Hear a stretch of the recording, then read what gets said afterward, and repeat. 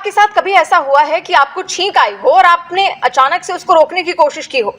अगर आपने ऐसा किया है तो आइंदा से ऐसा बिल्कुल ना करें, क्योंकि ये आपकी जान भी ले सकता है, नुकसानदायक साबित हो सकता है। साइंस जर्नल के बीएमजे केस रिपोर्ट में ये बात सामने आई है कि अगर आप अपनी छींक को रोकने की कोशिश करते हैं तो इससे आपकी जो कान की नसें हैं और खासतौर पर जो दिमाग की नसें हैं वो फट सकती हैं, यानी कि उनको नुकसान पहुंच सकता है। और इंग्लैंड में एक 34 वर्षीय युवक के साथ ऐसा हो भी चुका है। उसने अपनी छींक रोकने की कोशिश की और तभी उसको लगता है कि उसकी गर्दन में कुछ फट गया है, और जब एक्सरे रिपोर्ट सामने आती है तो उसकी गर्दन में सूजन निकल कर सामने आती है, क्योंकि नसें फटने की वजह से उसकी गर्दन में सूजन हो जाती है। तो अगर आप ऐसा करते हैं, आप किसी भी तरीके से अपनी छींक को रोकने की कोशिश कर रहे हैं, तो ऐसा बिल्कुल भी ना करें।